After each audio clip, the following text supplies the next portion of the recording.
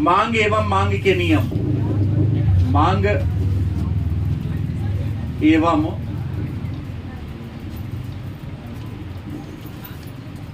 मांग के नियम। टॉपिक संख्या 4 है और ये दूसरा क्लास आज का है। हम लोगों ने पिछले क्लास में अंतिम रूप से यहाँ के पढ़ना शुरू किया था। मांग के प्रकार के बारे में मैंने चर्चा किया, याद होगा। मांग के प्रकार के बारे में चर्चा किया था और हमने कहा कि मांग के प्रकार को विद्वानों ने 4 वर्गों में रख दिया है, याद होगा आप लोगों को। पहला हमने कहा था कीमत मांग। पहला क्या कहा था? कीमत मांग। दूसरा हमने क्या कहा? आय मांग। तीसरा आड़ी या तिरछी मांग। हाँ वही ना, तिरछी, इसी को आड़ी मांग भी कहते हैं, तिरछी मांग। और चौथा अन्य मांग के अन्य प्रकार। हमने आय मांग को मैं बता दूं, इसको भी 2 भाग में बांटा गया है। कीमत मांग का वर्गीकरण तो नहीं है, लेकिन आय मांग के कितने प्रकार हैं? एक में श्रेष्ठ, इसी को हम कहते हैं सामान्य वस्तु, श्रेष्ठ या सामान्य वस्तु। दूसरा निम्न कोटि की, निम्न कोटि या घटिया वस्तु, घटिया वस्तु। तिरछ मांग के भी कोई वर्गीकरण नहीं है, लेकिन मांग के अन्य प्रकार में हमने कहा था इसके कुछ प्रकार हैं। जैसे हमने कहा था, एक है संयुक्त मांग। क्या है? संयुक्त मांग। दूसरा है व्युत्पन्न मांग। और तीसरा कौन है? सामूहिक मांग। सामूहिक। अब सबसे पहला इन सबका परिभाषा हमने जान लिया था कि कीमत मांग क्या है। तो एक निश्चित समय अवधि में उपभोक्ता के द्वारा हर वस्तु का एक कीमत होता है, हर वस्तु का एक प्राइस होता है, प्राइस होता है ना। और किसी वस्तु का कीमत उसके महत्व के द्वारा तय होता है। कोई आपसे प्रश्न करे किसी वस्तु का कीमत मतलब मूल्य किससे तय होता है? उसके महत्व अर्थात उपयोगिता से। हमने कहा उपयोगी वस्तु ज्यादा होगी तो कीमत ज्यादा होगी, अब वस्तु उपयोगी कम होगी तो कीमत भी। ये तो सामान्य सी बात है कि उत्तम क्वालिटी की वस्तु होगी तो कीमत क्या होगा, और निम्न क्वालिटी की वस्तु होगी तो कीमत क्या होगी। तो कहता है कीमत मांग क्या है? तो कहता है एक निश्चित समय अवधि में, एक निश्चित समय अवधि में निश्चित कीमत पर, समय की अवधि फिक्स हो, वस्तु का कीमत भी क्या हो, तो उस अवधि में एक उपभोक्ता के द्वारा वस्तु की जो मांग की जाती है उसी को हम कीमत मांग के नाम से जानते हैं। और हम पहले ही चर्चा कर दिया हूं कि वस्तु की कीमत और वस्तु के मांग में विपरीत संबंध होता है, पता है ना। वस्तु की कीमत और वस्तु के मांग में कैसा रिलेशन है?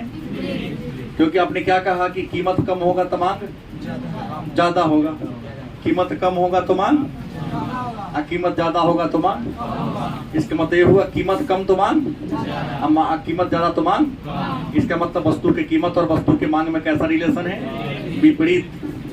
कैसा रिलेशन है? विपरीत रिलेशन। दूसरा हमने कहा कि आय मांग क्या है?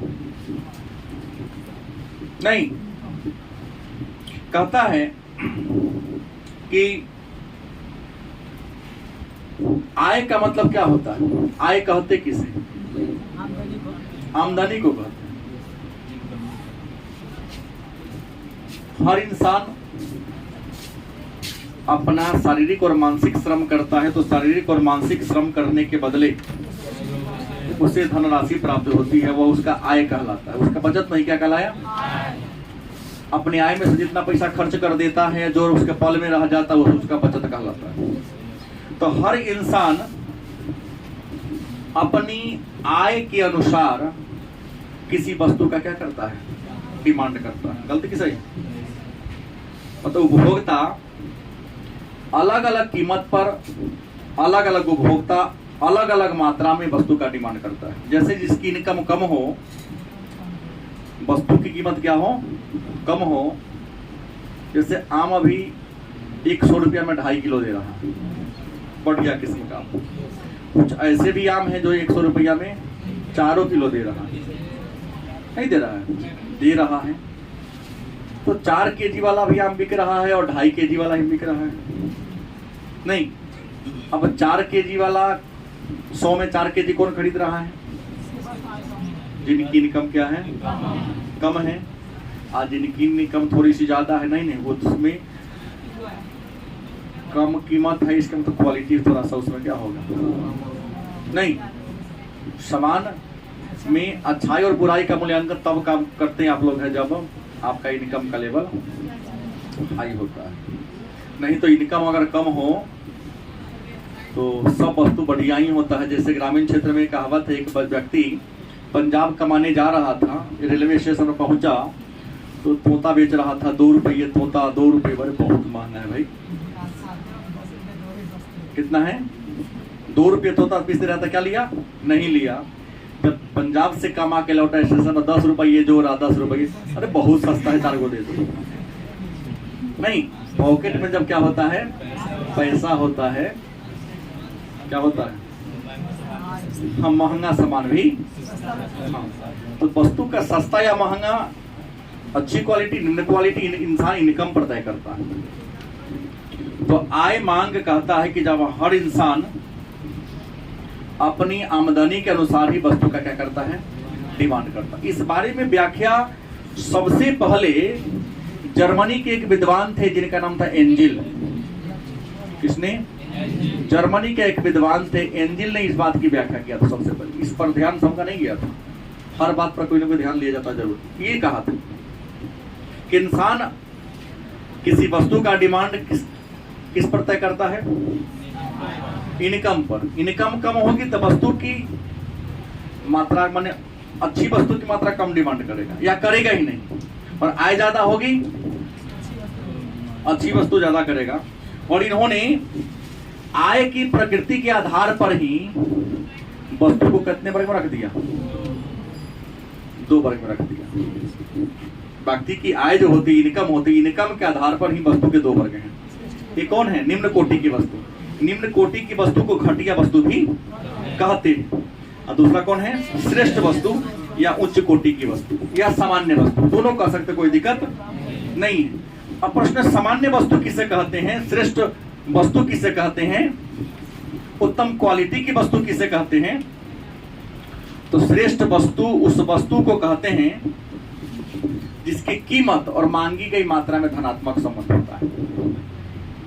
मतलब वस्तु की कीमत व मात्रा में कैसा रिलेशन होता है? श्रेष्ठ वस्तु उस वस्तु को कहते हैं जिसकी कीमत और उसकी मांगी गई मात्रा में कैसा रिलेशन है। अब कहेंगे इसका मतलब नहीं समझे हम, नहीं समझे, हम जान रहे हैं। तो वस्तु की कीमत माने क्या? दाम। आप किसी वस्तु का डिमांड उसके दाम पर, कीमत पर तय करता है। लेकिन वस्तु कैसा है? श्रेष्ठ। कैसा है? अच्छी वस्तु है, ठीक है। धनात्मक हुआ मतलब दाम बढ़ेगा तो डिमांड बढ़ाएगा, दाम घटेगा डिमांड घटा देगा। कुछ लोग भिंडी अभी नहीं खा रहे क्योंकि 20 रुपए किलो हो गए। गलत बोल रहा हूं? नहीं खा रहे। 60 रुपए था तो उसके लिए अच्छा था, गेहूं नहीं खा रहा है। नहीं तो सब गरीब वो खा ले तो हम कभी खाएंगे, फिर बेइज्जती हो जाएगा हमारा। गलत बोला सही बोला? 110 रुपये 150 रुपये किलो 1 किलो ले देता है सोयाबीन, एक बोरा 1 किलो खरीद देता है आप लोग, बोलो नहीं रहता है। और एक ऐसे सोयाबीन भी आपके मार्केट में बिक रहा है जो 400 रुपये या 500 रुपये किलो बिक रहा है, नहीं बिका रहा है, ओरिजिनल वाला है वो। और ये जो है इसमें कुछ थोड़ा सा मिक्सिंग है। तो धनात्मक मतलब हो गया, कीमत बढ़ेगा तो उसका डिमांड भी ज्यादा करेगा, कीमत घटेगा तो उसका डिमांड भी क्या कर देगा। घटा देगा। तो धनात्मक रिलेशन बढ़ेगा तब बढ़ेगा, घटेगा तब घटा रहे। तो कैसा हो गया? धनात्मक संबंध हो गया। और ऐसी स्थिति में मांग वक्र नीचे से कहां बढ़ती है? ऊपर। ऊपर से नीचे मैं दिखाया था पिछले क्लास में, लेकिन कहां आएगा? मांग वक्र नीचे से कहां बढ़ेगी? ऊपर बढ़ेगी। माने कीमत ज्यादा होगा तो डिमांडो ज्यादा करेगा, कीमत कम होगा तो डिमांड कम करेगा। फिर होगा निम्न कोटि की वस्तु या घटिया वस्तु किसे कहते हैं? तो सबसे पहले बात बता दें कि घटिया वस्तु या निम्न कोटि की वस्तु उस वस्तु को कहते हैं जिसका हम डिमांड इसलिए कर रहे हैं क्योंकि हमारी इनकम क्या है? कम है। नहीं, अमेरिका में मक्का मवेशी को खिलाया जाता है नहीं, और अपने यहाँ घर घर में पार्ले जी मकई वाला चल रहा है। पार्ले जी मकई ना बनता है, अब बहुत फेमस है। कौन कहता नहीं है जी? देखो तो सबसे अधिक सेलिंग पार्ले जी का ही है। हाँ, आज भी उसका दाम 3-5-2 क्वालिटी का है, थोड़ा बड़ा वाला है 5 रुपए, छोटा वाला है। तो बचपन में खाया, अब तो बूढ़ा हो गया। हाँ, पार्ले जी कहा कि भाई, उनसे मीडिया वाले ने प्रश्न किया कि सब्जी बढ़ गया, आप क्यों नहीं बढ़ाए? कहा कि मेरा प्रचार है। बच्चा के जवान पढ़ाने बिस्कुट के नाम याद रहे, जब पार्ले जी जरूर याद रहता है। सही है गलत? वो प्रचार करने के लिए नो लॉस नो प्रॉफिट पर जा रहा है उसको। दाम नहीं बढ़ाया तो हाँ, तो अलग बात है। इतना दिमाग ग्राहक कौन सोचता है? यहाँ तो सीधा कहता है कि 1 किलो ग्लूकोन डी पर 20% फ्री। तो पहले ग्लूकोन डी के डिब्बा का साइज ये था, अब क्या कर दिया? साइज ये कर दिया, हाइट तरीका बढ़ा दिया। चीजों तो आइटम उतनी रहता है, जोखेगा सब कौन जोखने जाता है? क्या है तुम्हारे पास? तो ये हाइट था, मोटा का मोटाई, लंबाई छोटा था। अब हाइट को पता कर डिब्बा को ठीक में लम्हा लगे। ये जो कंपनी वाले हैं घास काटने वाले को अपना सलाहकार थोड़ी रखते हैं, तो ऐसे ऐसे सलाहकार को रखते हैं नहीं। जितना अगर 2 करोड़ कमा के देगा तब 2 लाख महीना उसको देगा। वो टूथपेस्ट की बिक्री बहुत कम हो रही थी, कंपनी निर्माण करते जा रहा था, बिक्री नहीं बढ़ पा रही थी। उसने कहा कि बिक्री बढ़ाने के लिए कोई ये करेगा तो हमको इतना, हम उसको दे देंगे पैसा। सारे उसके बड़े बड़े विद्वान क्या हो गए? फेल हो गए। बिक्री बढ़ ही नहीं रहा था। सलाह दे रहा था, उससे फायदा हो नहीं रहा। बुर्बक आदमी गया हम लोग की तरह बिहारी, कहा कि हम बताते हैं वैसे कीजिए सलाह आपका, खूब बिक्री बढ़ जाएगा। तो कहा उसने क्या? तो कहा कि ये जो आपका कोलगेट का जो पाउच है, माने जो आप बना के रखे हुए हैं, इसमें आप इतना पतला सा दिए हुए दवाई पंच करता दबा के निकालता है, तो कम निकलेगा। तो दवाइया कितना हो गया? इसका मुहबा की मोटाई बढ़ा दीजिए। क्या करे हो? निकलना चाहेगा तो क्या निकल जाएगा, जियान होबे करेगा तो बिक्री बढ़ भी करेगा।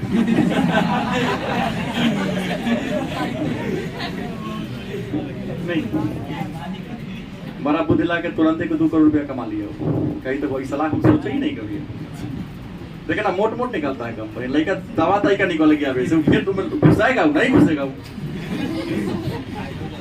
हम लोग में जैसे इकोनॉमिक्स वाले हैं, जब गुर गया वैसे तो ऐसे काका कैसे के अंदर घुसाता है। इन्हें जितना लेना है उतना ही लेंगे। कहता बांट लेंगे, 2-3 आदमी है तो बांट लेंगे उसमें से। चलो वहीं ब्रश करो सब। तो सोचना ये है कि तुम दिमाग का कहां तक यूज करते हो। इकोनॉमिक्स से ही कल आपको सिखाती है। तो निम्न कोटि की वस्तु उस वस्तु को कहते हैं जिसका डिमांड हम इसलिए कर रहे हैं तो क्योंकि हमारी आय क्या है? कम है। नहीं, जैसे ही आपकी इनकम बढ़ने लगती है, सिंघाड़ा से रसगुल्ला पर आ जाते हैं, और बच्चे की तब रसमलाई पर आ जाते हैं। थोड़ा इनकम बढ़ेगी तो नहीं, सब होटल में बेकार लग रहा है, अब कृष्णा एसी लगा वहां बैठ के खाएंगे। कल पर जाके पानी पी लेते नहीं, जब जाएंगे तो वहाँ किनले का बिस्लरी हमको देगा, वो पानी आपको अच्छा। जब तक इनकम कम थी, कल वाला कुआं वाला पानी ठीक लगता था। नहीं, लोटा से नहा लेते ना, बड़ा खाने में दिक्कत होता है, झरना से नहा। ठंडी में 4 घंटे पानी चलाएंगे, गर्म पानी निकल जाएगा ना, गीजर लगा दो। तो ये निर्भर करता है आपकी इनकम पर। इस बात को निम्न कोटि और घटिया कोटि के जो वस्तु है, इस बात के बारे में व्याख्या एक इंग्लैंड के विद्वान ने किया था, जिसका नाम क्या था? Robert Giffen. क्या नाम था? इसी को कहते हैं गिफिन का विरोधाभास नियम। अच्छी क्वालिटी की वस्तु और घटिया क्वालिटी की वस्तु के बीच जो रिलेशन हमने बताया अभी, कि अच्छी कोटि की वस्तु या श्रेष्ठ कोटि की वस्तु किसे कहेंगे? तो वह वस्तु जिसका डिमांड आय बढ़ने पर करते हैं। आय बढ़ते डिमांड बढ़ाते हैं, आय घटते डिमांड क्या करते हैं। और घटिया वस्तु उस वस्तु को कहते हैं जिसका हम डिमांड इसलिए करते हैं क्योंकि हमारी इनकम। इस बात की व्याख्या सबसे पहले इंग्लैंड के अर्थशास्त्री रॉबर्ट गिफिन ने किया, तो लोगों ने इसका नाम रख दिया गिफिन का विरोधाभास नियम। क्या नाम रख दिया? गिफिन का विरोधाभास नियम। तो गिफिन के विरोधाभास नियम का संबंध किससे है? तो निम्न कोटि घटिया वस्तु और सामान्य वस्तु, श्रेष्ठ वस्तु से। अब आगे आते हैं कौन? तिरछी मांग। हमने चर्चा पिछले क्लास में भी किया था कि जब एक वस्तु की कीमत में परिवर्तन होता है, उपभोक्ता क्या करता है? उस वस्तु को छोड़कर दूसरा वस्तु का यूज करना शुरू कर देता है। जैसे पहले चीनी महंगा हुआ करता था, मीठा सस्ता हुआ करता था। आज जस्ट अपोजिट हो गया, मीठा 60 रुपये, 50 रुपये, चीनी 40-40 रुपये। जो भी हो, एक आध रुपये आगे पीछे तो विरोध नहीं करेंगे, मोटा मोटी रेट में बता रहा हूँ, क्योंकि 40-42 के आसपास है। तो जैसे कभी कभी पहले के समय में चीनी महंगाई हो गई तो चीनी या मीठा का यूज क्यों करते हैं? मिठास के लिए। मीठा रख के लाल चाय बन जाए, चायोपत्ती नहीं लगेगा उसमें। माने एक वस्तु की कीमत क्या हो जाए, वो तो अपने करिया रहेगा। चायोपत्ती रखला पर करिया, तो चाय पत्ती रखने की कोई जरूरत नहीं है ना। ऐसा बात। तो प्रश्न ये है कि एक वस्तु का डिमांड मतलब कीमत घटता या बढ़ता है तो उपभोक्ता क्या करता है? तुरंत उससे मिलता जुलता दूसरा वस्तु का यूज करना शुरू कर देता है। नहीं, चाय की कीमत बढ़ जाए, सोचेगा चल चाय छोड़ो कॉफी पियो। नहीं, चुनाव के समय देखते हैं ना आप लोग, हाँ, घरे मुड़ी कचरी खाएगा, वहां क्या करना, छोला भटूरा से कम पर नहीं खाता हूँ, उससे नीचे पर हिसाब किताब नहीं। तो सवाल ये है, तिरछी मांग का परिभाषा क्या हुआ कि एक वस्तु का कीमत जब बढ़ता है तो उपभोक्ता का गुण होता है कि उस वस्तु को प्रयास करेगा त्याग दे, छोड़ दे, और उससे मिलता जुलता दूसरे प्रकार की वस्तु का हम क्या करें? यूज करें। तो उसी को हम कहते हैं तिरछी मांग। लेकिन तिरछी मांग के प्रकार कितने हैं? तो तिरछी मांग के 3 प्रकार हैं। 3 है। एक है संयुक्त मांग। क्या है? दूसरा कौन है? व्युत्पन्न मांग। और तीसरा कौन है? अब प्रश्न है कि संयुक्त मांग क्या है या संयुक्त मांग कहते किसे हैं? यही ना है। तो संयुक्त का मतलब क्या होता है? संयुक्त का मतलब कोई बताएगा? माने एक ही उद्देश्य को पूरा करने के लिए। संयुक्त माने मिला जुला। संयुक्त माने क्या होगा? मिला जुला होगा। संयुक्त उद्देश्य एक हो, उद्देश्य क्या हो? लेकिन एक ही उद्देश्य को पूरा करने के लिए जब 2 वस्तु का डिमांड होना शुरू हो जाए। नहीं, समोसा खाने तो चटनी दे देता है, बिना मंगले देता है ना। जूता खरीदने जाते हो मोजा दे देता है कि नहीं देता? मांगना पड़ता अलग से? नहीं, तुम छोड़ देते हो अलग बात है, लेकिन बिना कहले रख देता है। नहीं तो तुम पहले ऑर्डर दे दो। मतलब 2 वस्तु की डिमांड एक ही जरूरत को पूरा करने के लिए किया जाए तो उसको क्या कहते हैं? व्युत्पन्न मांग। एक वस्तु का मांग की ये डिमांड के दूसरा वस्तु का मांग स्वतः पैदा हो जाता है। पोजीशन कई बार ऐसा आता है कि एक वस्तु का क्या कर डिमांड करते हैं, दूसरा वस्तु का डिमांड स्वतः अपने आप उठ जाता है, उत्पन्न हो जाता है। तो उसे क्या कहते हैं हम? व्युत्पन्न माने पैदा हुआ, अचानक नहीं। वो अपने आप डिमांड हो। गाड़ी खरीदोगे तो पेट्रोल का डिमांड होवे करेगा, बैट खरीदोगे तो बॉल का डिमांड होवे करेगा, ना होगा। माने एक वस्तु के डिमांड से दूसरी वस्तु की मांग स्वतः उत्पन्न हो जाए तो उसे क्या कहेंगे हम? व्युत्पन्न मांग। आज अब 2 या 2 से अधिक वस्तु का यूज एक ही साथ किया जाए, डिमांड एक ही साथ किया जाए, सामूहिक मांग के नाम से। तो ये हमने मांग के अन्य प्रकार के बारे में आपसे क्या किया? चर्चा किया। अब सवाल है कि मांग का नियम क्या है? तो हमने पिछले क्लास में चर्चा किया था कि आपसे पूछे कि मांग का नियम क्या है। तो मांग का नियम हमने क्या कहा था आपको? हमने सीधा ऐसा डिमांड प्राइस, यहाँ डिमांड और यहाँ पर क्या होगा, प्राइस होगा। हमने क्या कहा था कि यदि अन्य बातें समान रहे तो कीमत ज्यादा होने पर, कीमत कम होने पर डिमांड, कीमत ज्यादा होने पर डिमांड। यदि अन्य बातें समान रहे तो बाजार में जैसे जैसे किसी वस्तु की कीमत बढ़ती जाती है, बाजार में जैसे जैसे किसी वस्तु की कीमत क्या होती है, उस वस्तु का डिमांड उपभोक्ता धीरे धीरे, और जैसे जैसे किसी वस्तु की कीमत कम होती जाती है बाजार में उसका डिमांड क्या होता जाता है। लेकिन मन में प्रश्न होगा कि एक बात आपने कहा कि अन्य बातें समान रहे तो, अन्य बातें समान रहे तो इसका अर्थ बताइए, इसका मतलब क्या होना चाहिए। तो अन्य बातें समान रहे तो इसका कई अर्थ होगा। पहला, उपभोक्ता की रुचि नहीं बदलना चाहिए, क्योंकि उपभोक्ता की रुचि बदलेगा तो मांग का नियम फेल हो जाएगा, डिमांड कम नहीं करेगा। मांग कीमत बढ़ो करेगा तो डिमांड बढ़ा देगा। शराबी के लिए नहीं नियम लागू हो गया, वो जान रहा है कि शराबबंदी है, 100 का मिलने वाला 300 बिका रहा था, डिमांड बेसी कर रहा है। दूसरा कहता है उपभोक्ता का रुचि नहीं बदलने, उसका स्वभाव नहीं बदलने, उसका पसंद न बदले, क्योंकि रुचि स्वभाव पसंद बदलेगा डिमांड फेल हो जाएगा, नियम में फेल हो जाएगा। माने अन्य बातें समान है, मन आपका स्थिर रहे, फिर आपका इनकम नहीं बढ़ेगा, क्योंकि इनकम बढ़ जाएगा तो फिर यह नियम लागू नहीं होगा।